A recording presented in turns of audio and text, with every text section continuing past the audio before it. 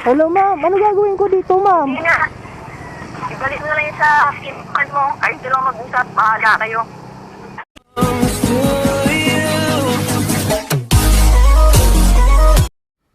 So yun guys, may nakakuha na ako.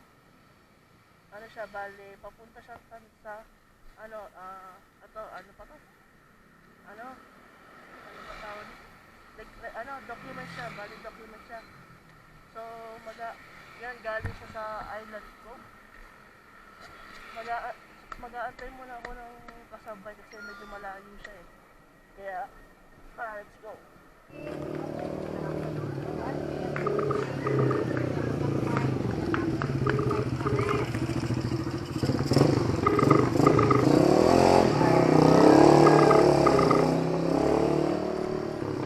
Kaya sagutin na. Hello? Hello? Hello po, ma'am Lala mo. Ba't ngayon ka lang tumawag? Kanino ko pa kasi naantayan eh. Ma'am, ano po kasi ma'am eh. Traffic naman po kasi dun sa Tero, ma'am. Tsaka ma'am, allowed naman po kaming mag-double booking. Hindi ko na nga po ito sinabayan eh. Pero hindi niyo ako in-inform. Ma'am, ang sabi po ni pick up, ma'am, okay lang naman po daw sabayan to, ma'am. Eh, paano ngayon? Importante yung importante yung papeles na yan. Ma'am, saan po ba kayo, ma'am? Sa Tres. Ma'am, andito na po ako sa drop off eh. Wala na, tapos na. Paano Hindi ko tapos? na kailangan yan. Ha? Eh, ma'am, Hindi ko na kailangan yan. ma'am, paano to, ma'am? Kanino ko pa inaantayan eh. Hindi mo lang kayo nag-aan. Darating ba yun o hindi? Eh, ma'am, na-pick up ko naman po. Yun na nga eh. Ano gawin ko dyan? Wala na. Hindi ko na kailangan yan. Hindi kita mabayaran. Eh, Hindi maganda yung servisyo mo. ma'am, paano to? Ang gagawin ko dito, ma'am? Andito na po ako sa drop off eh. Balik naman sa kanya. Hindi ko na tapos na. Eh, ma'am, paano yung bayad dito, ma'am? Ito na nga. Yan eh. Pati ka pa ng bayad. Paano to, ma'am? Andito na po ako eh. Hello, ma'am. Ano gagawin ko dito, ma'am? Hindi na. Ibalik mo na lang yun sa SIM card mo. Kayo lang mag-usap. Bahala kayo. Hala, tayo dyan. Ano siya sabi ko eh. Ibalik ko daw to. Hindi ko pa man alam bahay niya dito. Gagawin ko dito. Tawagan ko na lang si pick up. Ako naman, Lunes na Lunes, ganito nangyayari. First booking ko pa naman siya, hindi ko na kasi nabayan. Ganun pa.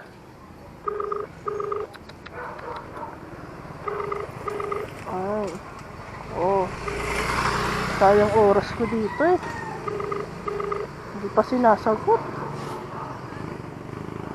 Okay tayo dyan. Sayang oras ko. First booking ko pa naman. Ganito pa. Lunes na Lunes. Hindi ko alam yung bahay niya. Dito lang ako sa pinaka-pin location niya. Okay tayo dyan. Abala naman to.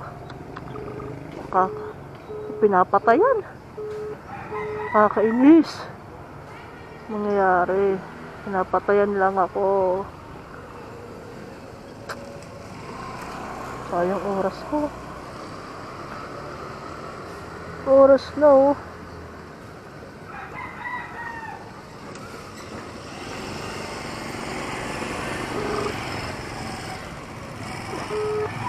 Pinapatayan lang ako talaga. Gagawin ko sa documents na to. Walang joke naman oh.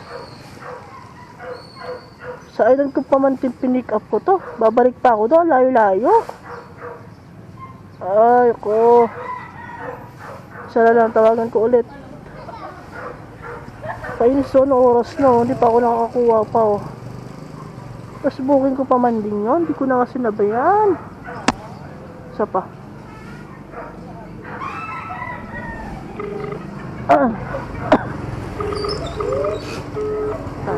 Talaga ako sinasagot. Nakakasira ng araw naman to. Ayun. Text na lang siya. Uy, sa trabaho eh. Sa trabaho daw siya.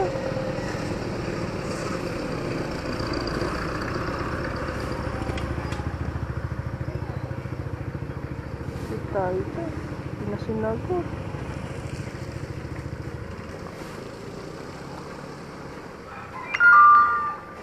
Ay, ano to?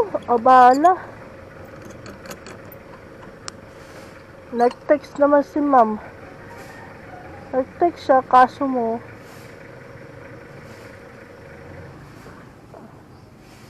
nasa trabaho daw siya eh. Ay, ibalik ko na lang daw. Kaso mo, payment naman ito, di pa kami nag-uusap. Text ko na lang siya. Yung payment nito.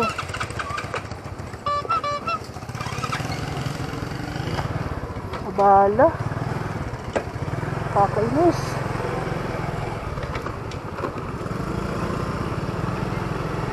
Wala, nakakainis dun eh. Andito na ako sa ano eh, ganun pa ano. Ngayon, pakabalik ko na lang doon sa ano, pinik-upan ko. Kaso mo, Island Cove pa yun. Ang layo-layo nun. Tapos pinapatayan pa ako. Nasa trabaho daw siya eh. Uusapan ko na lang siya mamaya guys. Grabe. Lipit na abala yung ginawa sa akin nun ah. Wala, antay na lang ulit ako ng ano, ng booking pabalik ko sa ano, sa Island Cove na lang. Para ibalik ko na lang ito doon. Tapos di pa ako binayaran, di ba? Nakasira ng araw, Lunes na Lunes. Nakagigil ng mga gayong customer talaga. Abala sa oras. Sige guys, mag-aantay na lang muna ako pabalik doon. Wala eh, hindi ko nila alam yung bahay niya eh. Paano ko to i-drop off doon? Wala, pinold ko lang siya eh. Di man lang pumunta doon sa ano ko. Saan ako? Kanto nila. Grabe, abala sa oras eh. Sige guys, mag-aantay na lang ako ng buko na lang ulit. Grabe, customer yan. Abala. Masyadong inabala. Guys, nag-text tayo si pick up na ibalik na lang sa kanya yung documents at nag-usap na rin sila ni drop off. Ba't nga daw ako hindi binayaran? Eh nagagalit nga at yun nga daw inaantay at kailangan nga yung pala eh ano na daw yung kukuha na yun na daw yung mag-receive daw ng ano na yun, nandoon na kanina pa, inaantay na lang yung documents. So alam mo sinabi na kailangan ng urgent yun eh. Eh wala na nga rin ako sinabayan, hindi na nga sinabayan yun. Wala rin ako nakuha kasabay. Halos 10 minutes lang ano ko doon para makakuha ng kasabay pero wala. Kaya dinaretso ko na. Eh ito si pick up, mamaya pa daw ang ano niya. Mamaya pa daw makukuha yung documents at sa trabaho daw siya at bawal daw lumabas nga daw doon.